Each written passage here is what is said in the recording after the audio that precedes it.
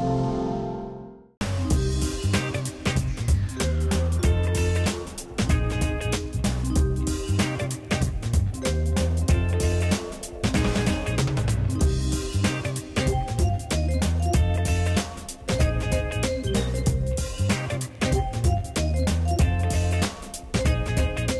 American painter Alex Katz has been making work about his own life for over 60 years.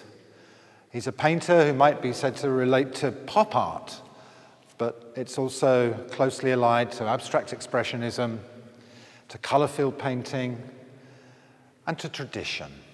His work manages to be urbane, sophisticated, cultivated, and deceptively simple. I mean, this painting of Bettina. I mean, all these opposing curves, and what really holds it for me is that little triangle at the bottom. Oh yeah? Tiny. The little bit of that, yeah, well, it describes how she's dressed. You try to sort out what looks good and what doesn't, you know, and that little bit looked good, so I kept it in. Sure, but it also slows down all those big opposing curves. Yeah. And if there is a brush stroke, it's serving a purpose. Yeah. Delineating. Well, it gives also a brushstroke, good brushstrokes gives a painting energy. From, you know, because if you're just filling in, you're never going to get the energy that these paintings have. And you said that you're an arm painter. Really an arm painter, yeah. Show us how that would work. Well, you know, when you paint one of these, you have a brush, and you go like this. You draw them up first, though, and you... Yeah, they're drawn very carefully, and then when I paint, I sort of screw up the drawing usually a little bit, because I'm painting fast, and I'm painting with, you know, wet areas, so the drawing isn't as good in the painting as in the drawings. And it's from the drawing is that way on the cartoon. But you're also becoming the hat when you do that, aren't you? No, that's arm. When I come the hand... But you're becoming that. Because the curve of your arm and the form curve of the mine hat. The hat and my arm come together. Exactly. Right, yeah. And that's a kind of magical thing. Yeah, it's muscular.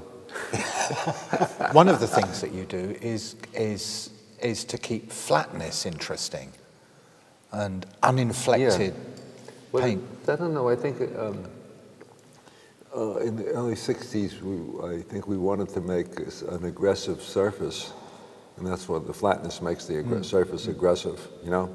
A lot of the 50s paintings before that was, the surface was kind of like impressionistic, very soft surfaces that I guess it reacted to, you know? One of the ways in which you've taken your own direction is to focus on everyday life or your circle of friends. But to paint your backyard, you have to invent it. And so I kept that in the back of my head, and I realized if I started with what was around me, I wouldn't be painting other people's pictures, or it would be less chance of it. You know, that was it. I like the stupidity of the clouds. Yeah, the clouds would do it. You imagine painting anything that dumb. There's another one that's yellow and it's really smooth like glass, you know? Yeah. It doesn't have the problem of the clouds. But that's what I was seeing, and it did what I wanted it to do and just look funny. It's allowing yourself to do things, isn't Well, it? you do it and you just say, well, what the hell? Let's go with it. I mean, to go from those clouds to those little boats, which are like really tight, in a painting is kind of going a long way. Yeah, when I was looking at those boats, I could almost imagine you painting with your tongue in the corner. Yeah. Those masks on the boat, those little masks, you got a big wet painting and you got to pull a line on it, yeah. Hope the paint comes off all right. In a way, you're kind of self-taught, or you're taught through... Well, I thought through painting I learned, the paint from mine I had to learn myself, autodidactic, yeah. I learned how to draw, but the paint, I had to figure it out myself, you know. After I'd been studying art for 6 or 7 years, there was a Matisse show in town. And the teacher said, he's an old man, but he's a pretty good painter. So I went there and I collapsed. And part of it had to do with the technique. It was no effort. Yeah. And I said, that's the way I want painting to be, you know. I'd like to go to one that I sort of blew me away when we were looking this morning, when I was looking around earlier. because it seems so simple, and it's the seagull. Oh yeah, and it's what really strikes me about the seagull is how that sense of the light not just being reflected but also refracted through the leading edge of the wing. And I think, what is making that happen? Is it to do with the little bit of yellow on one wing and the slight blurring on the other? It's a perfect picture. Perfect picture. Maybe as you say yourself. Yeah, no. For my work, it is anyway. And it has a lot of irregularities in it to make, you know, one wing is much bigger than the other wing. Yeah. And it's done from a whole series of photographs. But none of the photographs have the motion of that. It has the motion and the light and motion. And the sense of not just the grey belly of the gull, but also the sense of shadowing at the same time. Yeah, yeah, there's some modeling in it and everything, yeah. It's very tricky painting because how much you put in and how much you leave out. Exactly. On the wings, the definition of the feathers and all that. And yeah, because there's not much there, really. Not much there, and I feel that's one of my top paintings.